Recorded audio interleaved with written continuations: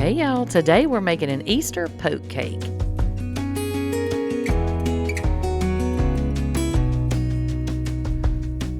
Okay, so the first thing that you're going to do is get your cake put together. We're using a plain white cake. Any brand will do just fine. So this is the one my store had, so that's what I grabbed. So you're just going to make it according to the box directions. Okay, so whatever your cake box tells you to do, that's what you're going to do here. And mine, for some reason, I don't know if I've never used this brand or something. I mean, surely I have.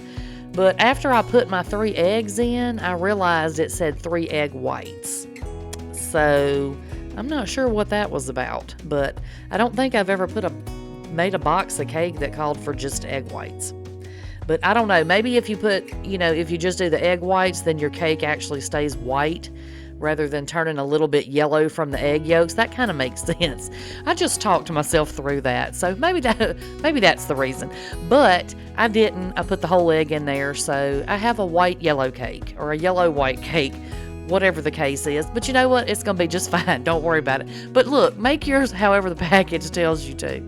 Y'all don't listen to me. I'm half crazy. Okay, once you get your cake batter made up, you're going to go ahead and separate your batter out into 4 separate bowls. Or if you want to use more than 4 colors, you certainly can. I'm using 4, so I separated it into 4 bowls, okay? So I've got this gel food coloring, kind of like the little neon colors. And then they didn't have a blue, and I wanted blue, so I just kind of bought this one separate. It was like $2 or something at Walmart. It wasn't expensive, y'all, but use whatever colors you have or whatever colors you want to use. I was just trying to match the colors in the sprinkles that I'm using. Okay, so that's where mine came from. That's where my inspiration came from. But use whatever color you have or whatever color you want to. So I did pink, purple, blue, and sort of a yellowish looking green is what it came out to be. It was like a neon green, but I guess mixed with the yellow. Anyway, y'all, the struggle, I'm telling you. But you're just going to go ahead and mix these up really good and make sure that you get all the way to the bottom of your bowl and get all the cake mix good and mixed in. And I don't know, this purple turned sort of a muddy color, so just put a little in. If you need to add a little more, add you a little bit more. And just keep on going until you get all of your colors made, okay?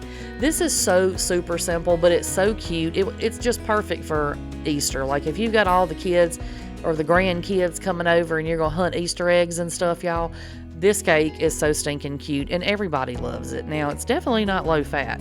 I mean, you could make it lower fat if you wanted to, or sugar-free. You could make it sugar-free if you adjust the ingredients. Sugar-free cake mix, sugar-free pudding, sugar-free, what's the stuff called? Cool Whip. But I didn't. This is full fat. It's full fat today. But what you're going to do once you get your colors all made up is you're just going to try to work quickly. I'm slow as Methuselah sometimes, y'all, but try to work kind of quick because obviously it's thin and it's going to start to run together. But you're just going to drop, little drops. How many times can I say drop in that sentence? But you're just going to put little drops of each color on there until you use all of your colors up, okay?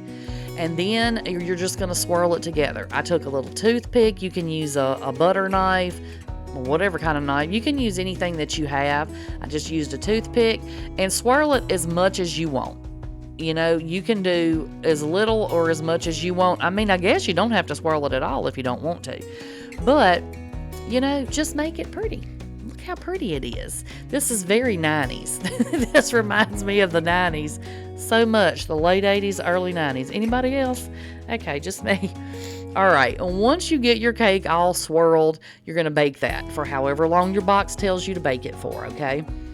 Once it comes out, don't worry about what the top looks like because we're going to, not worry about that. You're going to let it cool down for about 10 minutes. And then after it's cooled for about 10 minutes, you're going to go ahead and take the end of a wooden spoon or whatever you have and poke some holes in it. Now look at all that cake on my spoon. Lord, I was making a mess. Okay, then you're going to need to let your cake cool completely. Don't make your Jell-O pudding until your cake is completely cool and you're ready for the next step, okay? Because you don't want your Jell-O to set up all the way. because you want it to pour down in there and not just sit on top of the cake, if that makes sense. You'll see in a minute. So you're going to mix up 2 boxes of cheesecake pudding mix. Now, if you don't like the cheesecake flavor, use vanilla if you want to. It'll work just fine. But don't make that according to your box directions. You're going to do 2 boxes of Jell-O, and those are just the regular size packs, and 3.5 cups of milk. We're going a little bit light on the milk because you don't want, when this sets up, you don't want it to be super thin. Like, you want to actually be able to slice it. And if your pudding is regular pudding consistency, it's just going to be kind of run. Does that make sense? So once you get it mixed up, you can see how loose mine is. Go ahead and pour that all over the top of your cake. Make sure, go slow, but go fast. I'm just a contradiction tonight on this video. But you want to go a little bit slow to make sure it gets into the holes that you poked, but go fast enough that it's not setting up on you. Does that make sense? Then you're going to put that in the refrigerator until it completely sets up, okay? And you'll see, I'm going to lift it here. See, it's not going anywhere. Now, it's not hard or anything, but it's completely set. It's not moving. So then you're just going to add on top of this 8 ounces of Cool Whip. And again, y'all remember I told y'all this is not low fat. But if you have, if you are diabetic or something, you could do sugar-free pudding mix. You could do sugar-free Jell-O. Well, that was Jell-O, wasn't it? Sugar-free whipped cream, Cool Whip. See, y'all, somebody help me. Cool Whip, cake mix, and Jell-O can all be sugar-free if that's how you need it to do, if you need that. So once you get your layer of Cool Whip on the top, you're going to go ahead and just put however many sprinkles, whatever kind of sprinkles you have will work just fine. I just found these and I thought they were so stinking cute. They got little circles and little, different little shapes. So they have tiny little bead looking things, little tiny beads. You can't really see them from up here. And then the dark pink that you can see right there, those are little bunnies, y'all. Oh my gosh, they were so cute.